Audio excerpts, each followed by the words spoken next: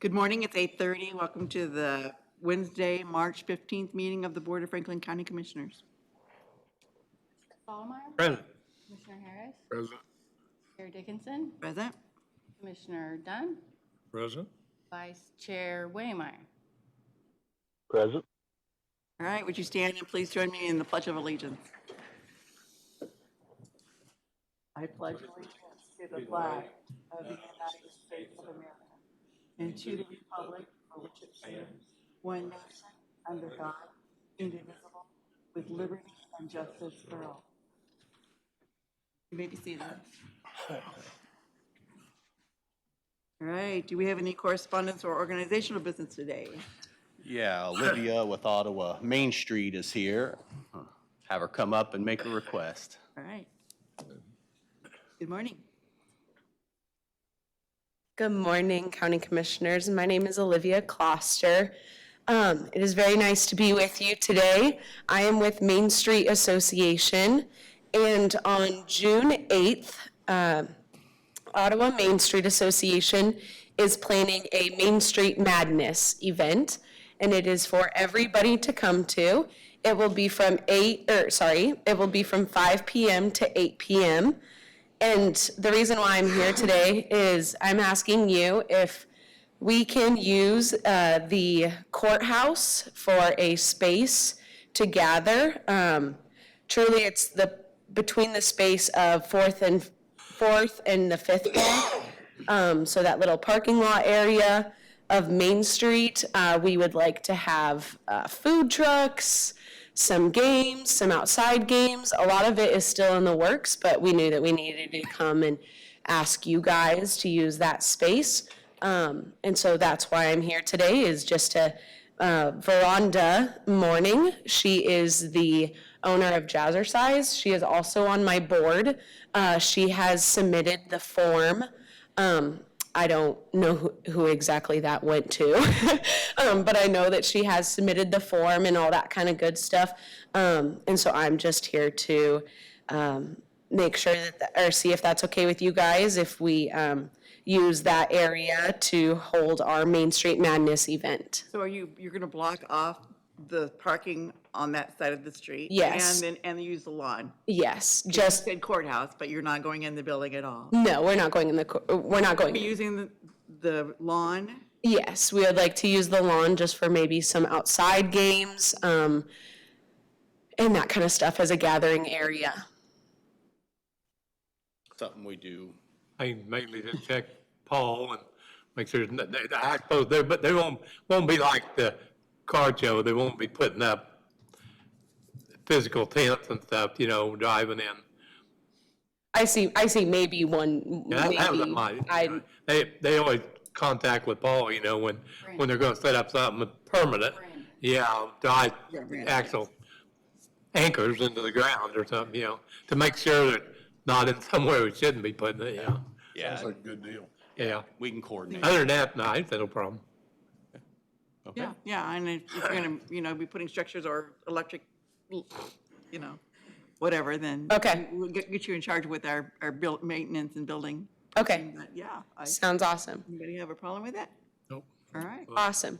And then I also just wanted to be very transparent, so I will not be the director when this event happens, just so that you guys are aware. So Veranda Morning will most likely be the contact person for this event. Awesome. Awesome. All right. Thank you very much for your time. Have a good rest of your day. Anything else? All right, I think we do have some public comments, so a citizen desiring to speak on an item not on the agenda may do so at this time. Discussion is limited to 5 minutes, and the commission will not take action or discuss items at this time. Discussion should be limited to matters of county commission business, and public comment is not permitted in regard to personnel matters or on pending legal matters. Items introduced under public comment may become agenda items at a later date, and when you do come up, would you please state your name and address? Linda.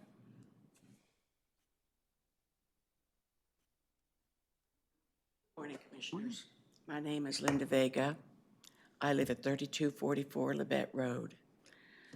The last 2 years, I have run into situations where I don't know what I don't know. And when I do run into these situations, I go to people who can help me. and I rely on people who should know or do know.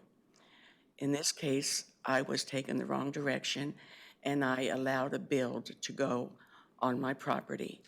That build is almost done, and I got a letter from the Planning Commission saying I have to cease the build because it wasn't done to code.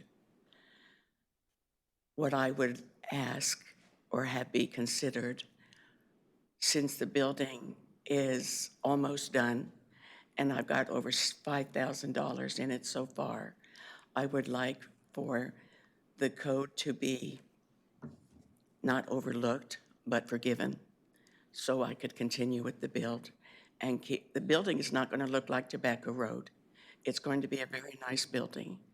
And I would just like to see if I could get permitted to continue with that build. I have no idea where we would go at this, with, It's something that I'll have to talk with Pat Toth, our planning and building director, about. make sure that we have your contact information, because it's yeah. not something that we can just do up here, so. And I did leave a letter with you. You should have a letter somewhere. And it states that I can't move the building anywhere to the west because I've got 4 laterals over there. If I move it 25 feet from where it's supposed to go, it's right directly in front of my kitchen window, and I can't see across the field. And I like looking at deer and everything crossing the field. So where it is about the only place I can leave it. If I do have to move it in the middle of the yard, I'll have to surrender 2 trees and cut them down. I really don't want to cut down healthy trees. Okay, I have not seen the letter. It's probably in my mailbox, so I'll look for it. Make sure- Okay, then. Yeah. All right. Thank you, ma'am. Thank you for your time. Is that it? Do we have another one? That's the only one. Okay, all right. Our consent agenda today consists of the minutes from the March 8th meeting and claim vouchers in the amount of $681,738.50. Do I have a motion to approve the consent agenda? Motion approved. Second. Commissioner Solomon, Yeah. Commissioner Aaron, Yes. Commissioner Dunn, Yes. Vice Chair Waymire. Vice Chair Waymire Yes. and Chair Dickinson. Yes. Thank you. All right, we don't have a lot of business today, but our first order of business is to discuss and review the Franklin County EMS 2022 annual reports. Christy Hilliker. good morning. Oh, I'm sorry, are the annual reports on there, or is the annual the reports fourth is- quarter? The annual reports is first and All then right. the fourth quarter. Okay, well, then we will do our annual report first. Well, okay. As you can see, right now, what I'm looking at is just our spreadsheets titled 2022 Annual Report. Total call volume for the year was 3,870. This was less than our call volume in 2021. It was a little higher than our call volume in 2020. I did find that a little bit surprising because it seems like we're always busy. Overall, we brought in a little over 1.1 million in revenue, which put us to the positive side, just a hair. So we did meet budget where we needed to be.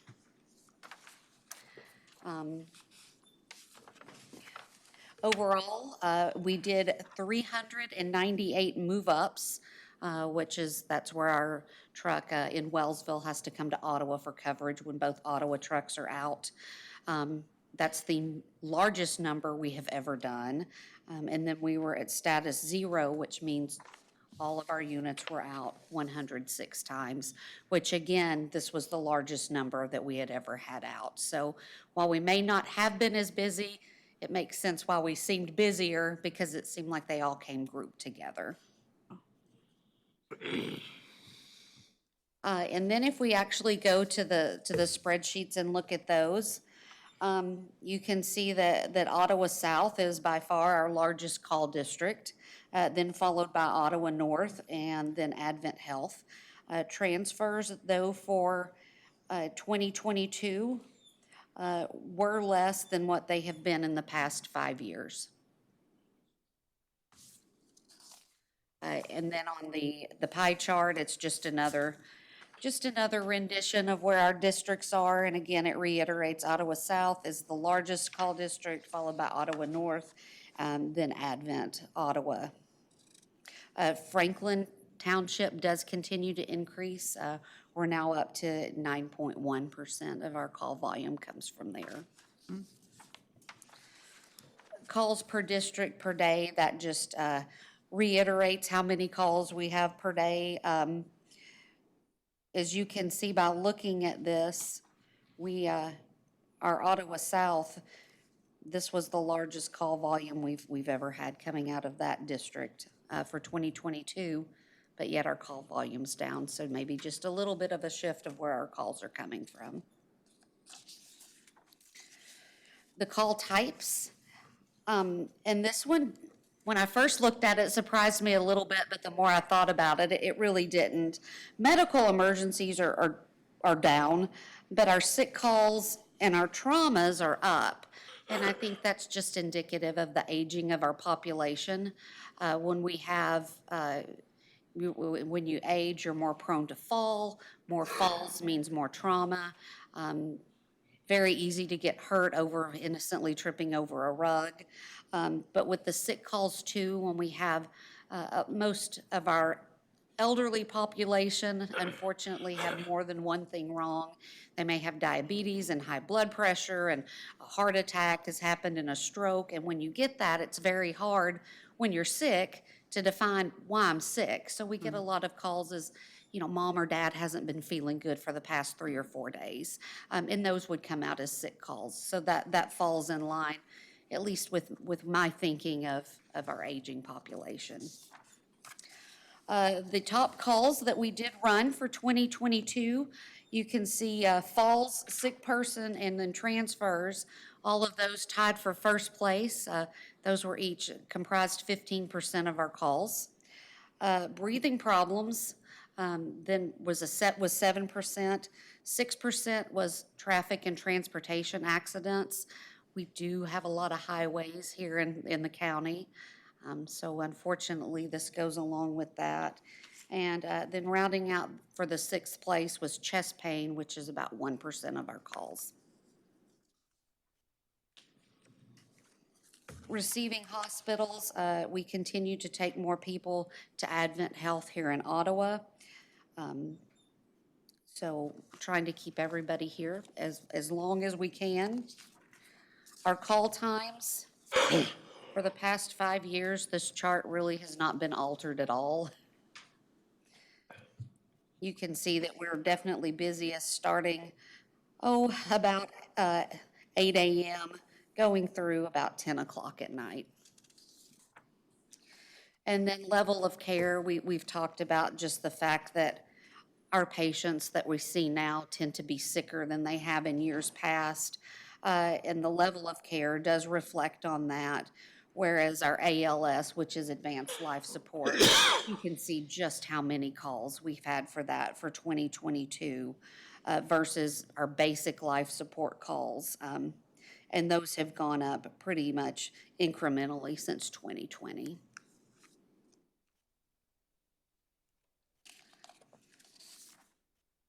The last page is our unit availability. And this did talk about the move-ups and the status zero time that we spent. I also started tracking in 2022 our mutual aid. So for the year of 2022, we did have 2 car accidents where we had to call in another county to help assist transport patients from that. On the flip side of that, 25 times we were able to provide mutual aid to either Anderson County or Miami County when they had no units available. So I think that's a win-win for everybody. Does anybody have any questions about the spreadsheets or? Is it Miami County and Anderson County are the counties that we kind of have that agreement with? Are they the only counties we have an agreement with?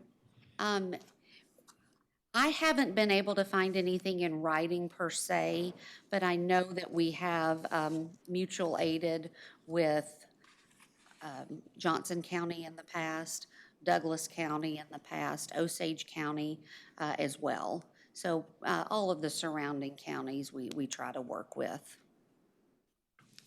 On your move ups, you mentioned you come clear back to Ottawa. They used to come up only through Tennessee Road there. Do they do that anymore, or just do they come all the way back? Typically now they're coming all the way back to Ottawa because what we're finding is they get called out during that time, and the most likely place they're going to get called out is either Ottawa North or Ottawa South. Okay. So we put them there because it made better sense. Also, when they come back to the station, they don't have to sit and idle somewhere for an extended period of time. They can come and park and help save with fuel costs as well, too, and wear and tear on the vehicles. That's over like an average of one a day, so that's Yes, getting to the point where, yes. okay. Colt, do you have anything to add? I don't want to leave you out. No, I've been listening along. Sounds great. Anything else? Anybody else have any questions or discussion? All right, so there's no action, that we just basically Yes. just presenting the That was just information. our year in review. All right. Okay, our second order of business is to discuss and review Franklin County EMS fourth quarter 2022 reports and consider the approval of the fourth quarter 2022 adjustments and collection reports. So a lot of this is going to be review. However, for the fourth quarter of 2022, so October, November, December, we ran 968 calls, whereas the same time in 2021, we had run 1,026 calls. So we were down a little over half a call a day from where we were this year in 2021. We were able to bring in a little over $255,000 in revenue. Unfortunately, we needed about $19,000 more to meet our goal for the quarter financially. However, we had some other months that were very successful in getting revenue in, that it augmented that in the overall picture. Again, just for the quarter of 2022, we did 109 move-ups. We were at status 0 29 times. And the last time that I was here giving a report, I think it was Commissioner Dunn had asked about time spent in status 0. And so we've added that as a measure now that we're tracking. And we started tracking that in December. And we spent 283 minutes in status 0. So that's how many minutes we didn't have an ambulance. And then as far as our adjustments, those came to $99,717.07. And collections, to Midwest Collections, it was $6,055.15. And to the set-off program was $21,179.89. Okay, any questions or comments about the fourth quarter reports? Make a motion we approve. All right, I have a There you go. motion to approve the, Second. All right, Commissioner Harris, Yes. Commissioner Dunn, Yes. Vice Chair Waymire. Yes. Okay. Commissioner Stottlemyre. Yeah. And Chair Dickinson. all right, yes, and that is, the motion was to approve the fourth quarter 2022 adjustments and collections reports. I do have spreadsheets too, to just highlight the fourth quarter. Okay. Getting tongue-tied. It's not going to be much of a surprise because it tied in with the year in review. The only thing is, I do want to point out on the first one, the activities per district for the fourth quarter. We had a pretty significant drop in the number of calls to Ottawa South, which was out of line for the previous 3 quarters. but our call districts very much remained the same as far as percentages. Ottawa South, the highest call volume, followed by Ottawa North, and then Advent. Calls per district per day, again, you can reflect that drop in Ottawa South.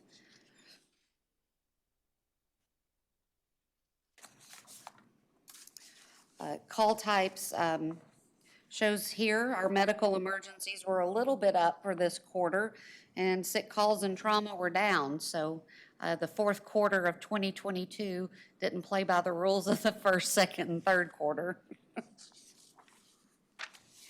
With our top five, I went ahead and printed out everything that had happened in the previous 3 quarters, just to reiterate that this time, the fourth quarter, it turned out pretty much exactly like this, where falls, sick persons, transfers fell in line with our top 3.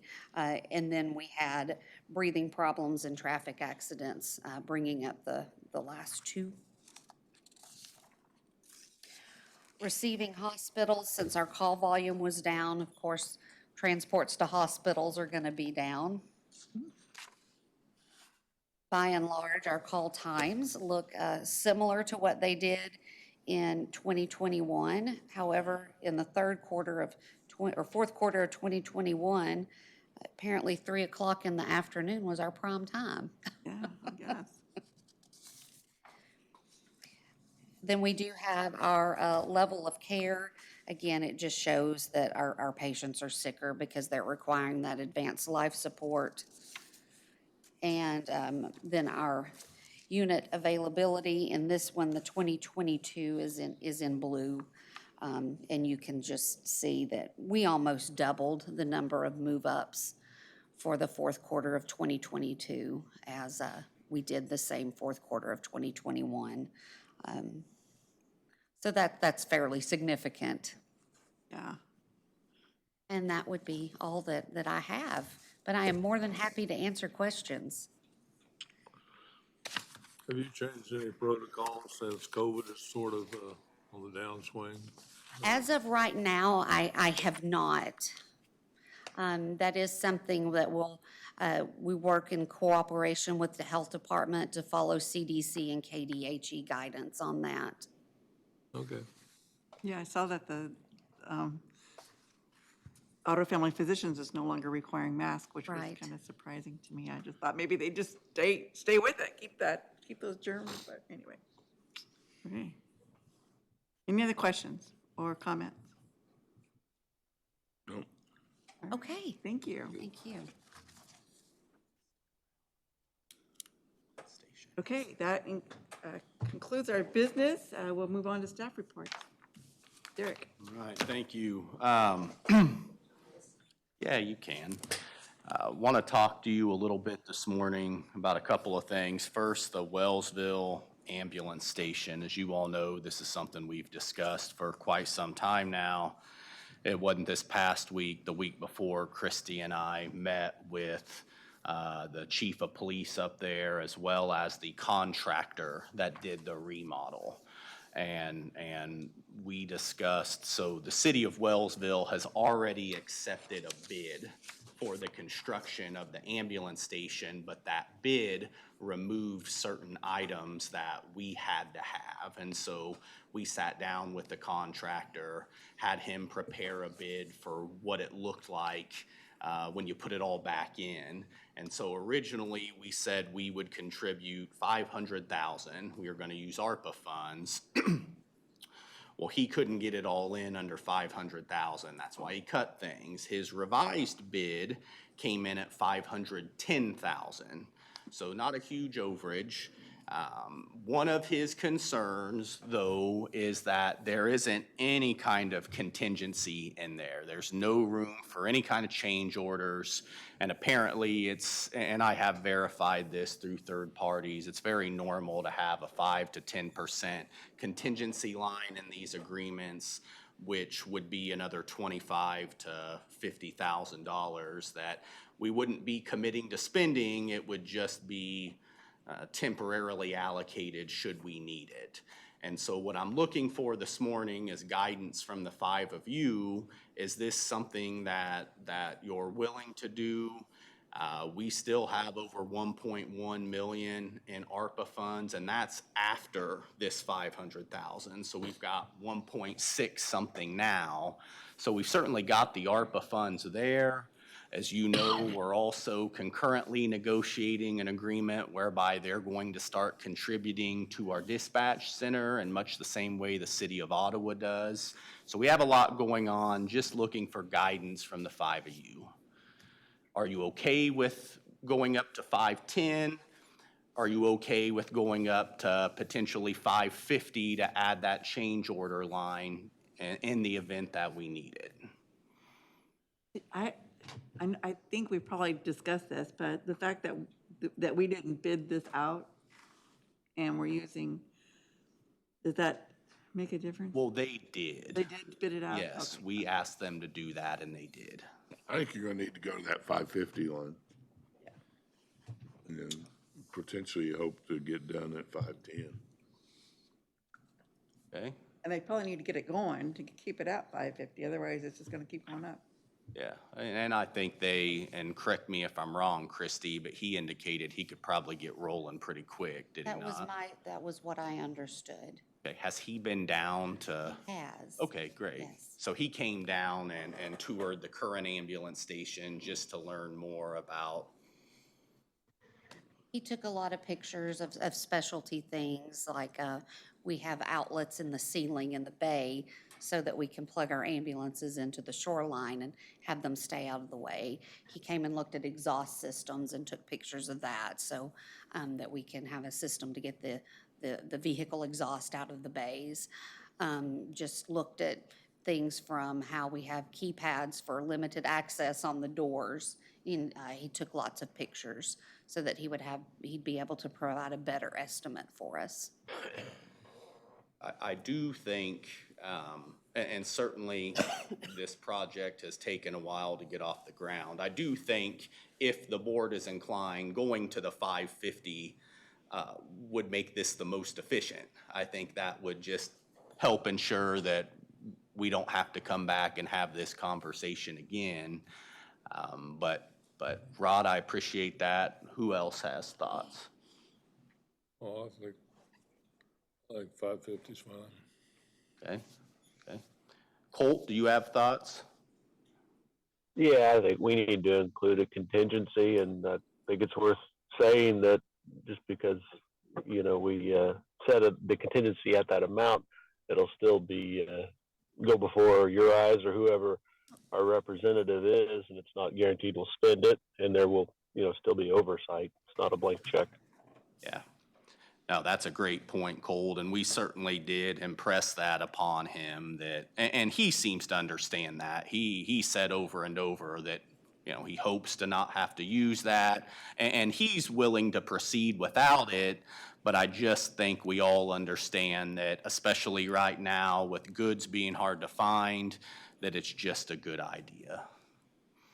Don, do you have thoughts? Yeah, well, you know, biggest thing we gotta remember, we've been dealing with this for a year, and we all know what things have done in the last year. Yeah. So, and I do believe, what cuts they did do was unintentional to, I think they were hoping that it wouldn't, it's something we could live with and not go away. You know, but we just, and I think and I'm sure an ambulance station like that is not something a contractor builds very often. Yeah. So he's probably learning day by day what is required by the state, what you need. And if we're gonna build it, we wanna make it as modern as we can. So when it's done, it's done. You know, we don't have to worry about doing anything for years to come, so. And we know we're making it a little bigger than what the needs are now, but now's the time to do it because it costs us a lot more later on if we decide to expand. It may cost us so much the next time as it cost us the first time, you know, so And I think we, you know. Yeah, no, and sorry to cut you off, Don. I think to elaborate on that, Don mentions making it bigger. It is a 2-bay ambulance station. And right now, we just need the 1 bay.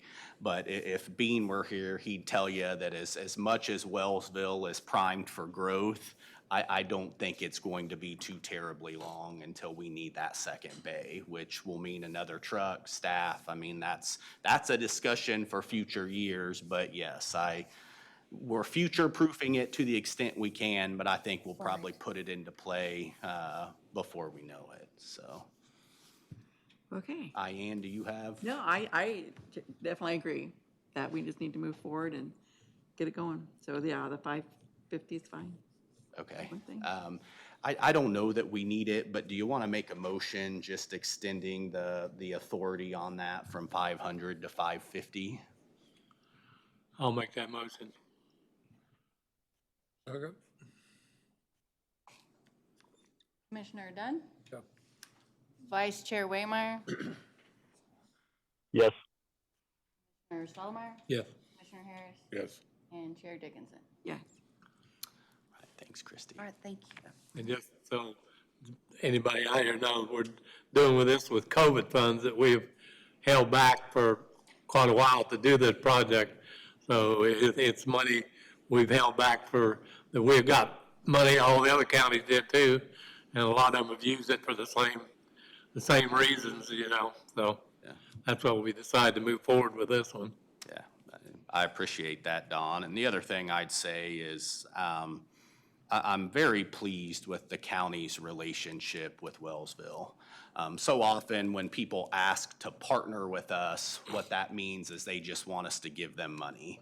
But Wellsville wants to partner. Like we are contributing this, but in return, they are going to start contributing annually to our dispatch operations. So there is a give and there is a take. That is a partnership.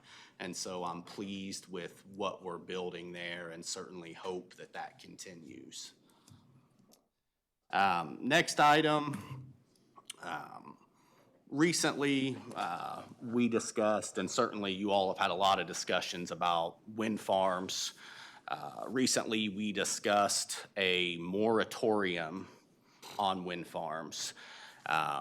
Tomorrow is our planning commission meeting, and we've kind of had in mind that April is going to be the month that we would like to have the public hearing on that. But I want to make sure before we put a notice together, before we start putting language together, that we're all on the same page. This moratorium, my understanding at this juncture is that you're just asking us to do it on wind farms and not solar and hydrogen and other renewable energy sources. Want to make sure that that's in fact where you're at so that Pat and I can go in there tomorrow with confidence and say that to the Planning Commission. So any feedback you can give would be appreciated. I mean, we'd be looking from a date standpoint, you know, before we can really dig into our comp plan and our zoning regs. It's 23. I think we could implement a moratorium through the end of 25 without breaking a sweat, if not another year even. Particularly if we're just talking about wind farms. I think that would give us time to get a consultant in and help us revise our comp plan and whatnot. So any thoughts or feedback on that? I think that's what we was headed after mainly, was just the wind farms.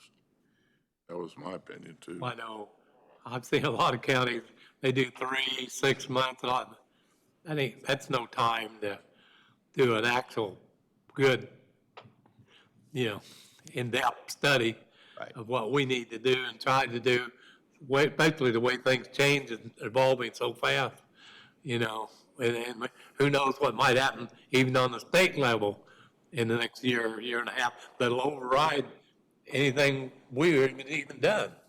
So, So- I'm like moving forward with the wind farm So you're in favor of a moratorium just on the wind farms? at this time, yes. Okay, okay. Roy, what are your thoughts? Same. Okay, just on the wind farms? Yeah, let's go with it first. Okay. And Ian, do you have? No, I think I agree. The wind farms, the only thing about the solar, I don't remember what our setbacks are. We might review their setbacks, but as far as the solar itself, I think when we did this a couple of years ago, that was where our emphasis was. That was the information that we have, and I didn't realize, there wasn't anything there that I was, so I would be willing to move forward with that if, but also possibly just, reviewing the setbacks as far as the. Yeah, and electing not to put a moratorium on solar does not Mean that we can't change indicate that anything. you're pro-solar. It just means that you don't want to preemptively stop that right now, that we're just focused on winds. And hydrogen, is that really something that we're going to be dealing with? At this point, you don't want to put a moratorium on something you know nothing about. Yeah. Colt, what are your thoughts? Yeah, the meetings we had, the feedback we've had has been for wind. To me, somebody who wants to kind of, say, hey, go ahead and throw solar and hydrogen or whatever else on there, it really makes everything that's been said the argument very disingenuous. We've heard quality of life. Well, okay, you want to go ahead and throw, solar and hydrogen on? Well, why aren't you banning coal plants? A coal plant would certainly have any kind of ill effect that those things would. What about stockyards? What about a poultry plant or any kind of meat processing? Those things all have worse effects than solar or hydrogen. And I think you'll find that the answer is the push to maybe try and get those banned, slide those in under the flag of wind is more political than it is their actual use, and that's absolutely not what we do in planning. It's factual, and if there are concerns as far as setback or anything that comes from the use of solar, we have a process to address those. It's a special use permit. It's a process that we went through with wind, and obviously the public got input. They were listened to. I think more or less everyone's happy, or at least everyone was listened to, and their thoughts were considered. So we have a process that works, and it's proven to work. But as far as I'm willing to continue with the moratorium on wind, because I do believe that's what the majority of folks wish to do. We're in agreement. Okay, Colt, thank you for that, and I appreciate the feedback from all of you. So the law requires that the board recommend this to the Planning Commission. So tomorrow, I don't know if it'll be me or if it'll be Pat, but one of us will take this down to the Planning Commission, and we'll get that process started. I think that's all I have this morning. Thank you. All right. Pat, do you have anything this morning? Do you have anything? Okay. All right. Chrissy, we're done with you? Are you good? All right. Justin?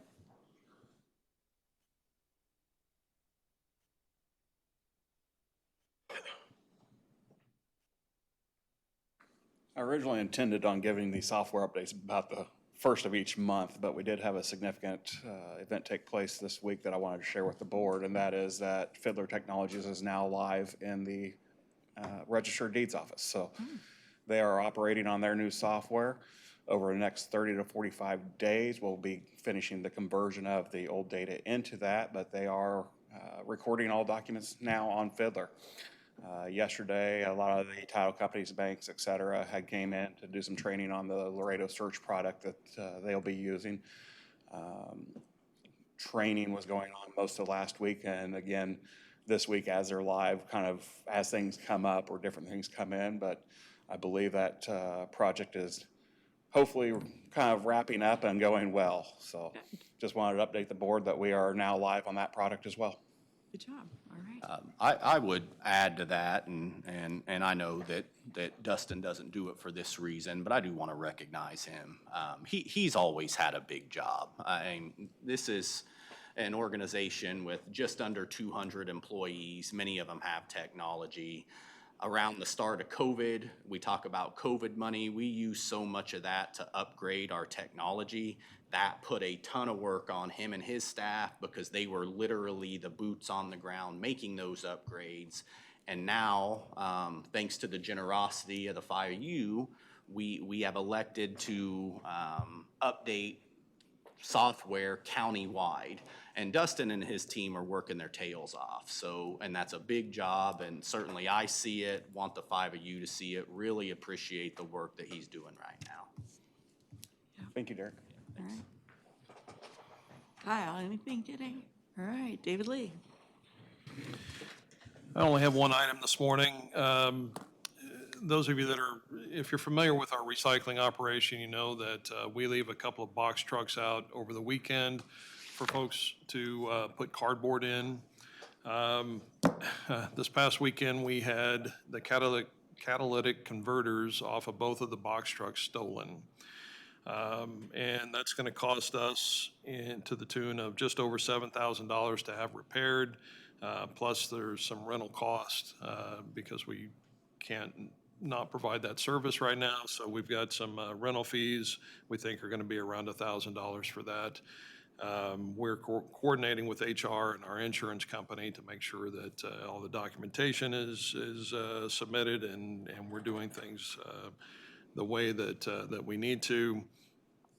We are also, Pat and I are discussing different ideas to eliminate the box trucks from that activity. We've got a couple of different things that we're going to wrestle around and come up with a solution for that. But we don't plan to use those box trucks in that capacity anymore. Those will be, when they get back and are repaired, they'll be stored in a secure location so that we don't have this issue again going forward. So just wanted to let you know that we're dealing with a little bit of adversity here, but we'll get it fixed and move past it and have a little better solution, hopefully, for that cardboard storage for the citizens. So And they get full, so you They do. hate to not do it, and the reason we use the trucks is because if it's inclement weather, you don't want the cardboard getting wet. yeah. So other solutions, so good, yeah. All right. And I would just add to that, and as of yesterday afternoon, I don't believe we'd heard back from K-Camp, but we expect them to cover these expenses. So we won't be out of pocket the $7,000, we'll be out of pocket the deductible. Still doesn't make this a good thing, but I believe our deductible is $1,000 on this type of claim. So we need them to approve that, but that's what we should be looking at. That we don't want to happen again, so Yeah. we're not gonna use the trucks, all right. Anything, Where were they located at, these trucks? So we leave them parked with the doors open, the big box door open. We leave them parked north of the recycling building so that folks can pull up and easily transfer their cardboard from their vehicles into those box trucks. And then whenever Monday rolls around, they back them into the building and bail all that cardboard right off the bat. No security cameras in that area then? No, sir. We do have lights, and, you know, I know that material gets dropped off there at all hours of the day and night. It's, you know, fairly open location. You wouldn't think that something like this would occur, but we're gonna try not to let it happen again. anything else? No, ma'am. All right, anything from the clerk's office? I gave you the packets for the community partners that you need to look over. I believe most of the meetings are going to be on Monday at the study session, and then there's a couple follow-ups that'll have to be after that, but most of them will present on Monday. Take a look at it, all right. commissioners' reports. Don, you have anything? Yeah, I guess I did go to Wellsville's meeting last week, and their whole meeting was on, evidently they're creating resolutions to do improvement districts in the town, inside the city limits. And they listed off, I won't go through them, several streets in town that I don't know the whole, I wasn't privileged to see in the documentation on it, I just know the highlights of it, but I know it must be a pretty popular thing because there's several streets in the city as like $1.4 million, I think, worth of improvement. So I don't know what all curb and gutting, the whole work. I don't know that information, but I know the city was very favorable to moving forward with it. So, and I know they had Tyler Elford there working with them on the project, and so I'm sure they're getting a lot of good information. They're just not running headlong into it. It's something they're thinking out and working with somebody in the financial business to work it all out for them. But they did all agree to do it and move forward, and that's about all I got on that. Thank you. I went to Senator Mike Thompson had a kind of a town hall meeting last night on renewables, and basically he said leave it up to the counties to decide at this time. The Kansas legislature can't come to some sort of agreement amongst themselves to do something statewide, so it's kind of left up to the counties right now. That's all I have. Cole, do you have anything? No, I don't. Thank you. All right, I just went to the Chamber Coffee last Friday. Wet Lilies, which is the corner of Main and Logan, and if you've been driving down there, they've done a lot of improvements there. Nice greenhouse. Not only are they going to do in the for water gardens, but the greenhouse is also going to have garden plants and sweet potatoes and all those kind of things. So more than just for the water gardens. A nice facility. The lady that's there has a lot of energy. So I think if you get a chance to take a look down there, they are open as of Friday. And then Friday, also, I listened to the legislative update that the KAC has. They keep monitoring the things that are coming down from the state legislator that could affect the county. So a lot of things that are still out there that we hope don't happen because they could be really detrimental to cities and counties. So just hopefully crossing our fingers that the right decisions are made. And then yesterday morning, I went to the chamber board. The chamber did vote to offer Ryland Miller, who is the current community liaison, to be the new director at the chamber. And just in case if anybody is interested, the retirement reception for Richard Neinstead is tomorrow afternoon from 2 to 4. And the retirement reception for John Cohen is at the old historic post office on next Tuesday from 4 to 6. And unless anybody has anything else, I would entertain a motion to adjourn. Second. All in favor? All right. And don't forget, we have a next Monday.